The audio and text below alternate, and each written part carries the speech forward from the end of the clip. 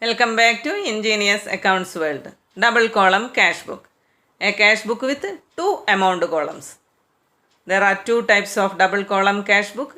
One with cash and discount columns and another one with cash and bank columns. Today we are going to prepare a double column cash book with cash and discount columns. We have given the information. Prepare a double column cash book. Cash in hand rupees 25,000. Purchased goods for cash rupees 20,000. Received cash from RAM in full settlement of rupees 12,000, 11,500. Paid cash to Gobi for the settlement of 20,000, 19,750. Cash sales 20,000 and balance in excess of 2,000 deposited into bank. With this, we have to prepare a double column cash book with the cash and discount columns. Here the two amount columns are one for cash and another one for discount. On the debit side, cash and discount allowed, and on the credit side, cash and discount received. And the columns are date, receipts, ledger folio, discount allowed and amount on the debit side, and date, payments, ledger folio, discount received and amount on the credit side. If you want, we can provide one more column for receipt number on the debit side and for voucher number on the credit side. Okay. Now we can record the transactions. First we have given cash in hand rupees 25,000. Cash in hand, balance of cash. On which side we have to record this balance? We know that cash book will always show a debit balance. It can have a nil balance, but it will never show a credit balance.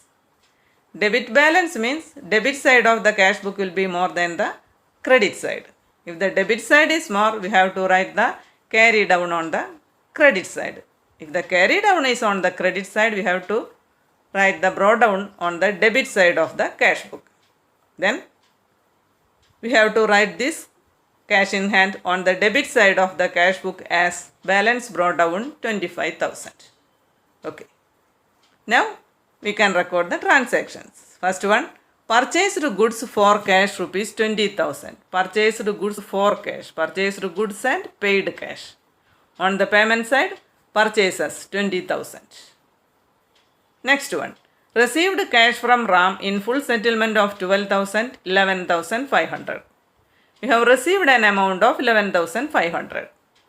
But it is given that we have received the amount for the full settlement of 12,000. That means the balance amount, that is 12,000 minus 11,500. 500 rupees is the discount allowed to RAM. Then here we have to record discount allowed and cash received. Received cash from RAM. On the receipt side, RAM. 500 discount in the discount column and 11,500 cash received in the amount column. Now next one. Paid cash to Gobi for the settlement of 20,000. 19,750. We have paid an amount of 19,750 for the full settlement of 20,000. Here the difference of 250. 20,000 minus 19,750. 250 rupees is the discount received from Gobi. Here we have to record discount received and cash paid. Paid cash to Gobi. Then on the payment side, Gobi. 250 discount in the discount column and 19,750 cash paid in the amount column. Now the next one, cash sales, rupees 20,000. Cash sales, sold goods and received cash. On the receipt side, sales, 20,000. Then now the last one, balance in excess of rupees 2,000 deposited into bank. Balance in excess of 2,000, how much is the balance? We have to find out the balance. For that, we have to balance the cash book. Then we can balance it.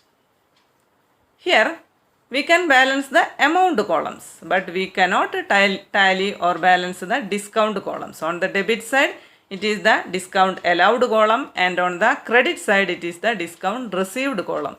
These are the columns for two separate accounts. We cannot tally these two columns, we can total it. But the amount column we can balance. For a cash book, debit side will be more than the credit side. Then we can total the debit side first.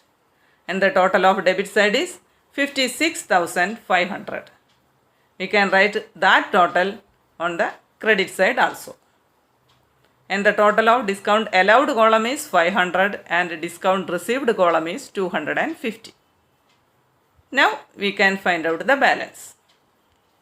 Total of credit side is 20,000 plus 19,750 is equal to 39,750. And then the balance is 56,500 minus 39,750 is equal to 16,750. That is the balance. Here it is given that balance in excess of 2,000 deposited into bank. That means we can have a cash balance of only rupees 2,000. Balance amount deposited into bank. Here the balance of cash book is given. So we can write that balance as balance carried down. But after leaving some space to record the cash deposited into bank. Here the balance of cash book is rupees 2,000. Balance carried down 2,000 on the last day of that month. And now the excess amount is 16,750 minus 2,000.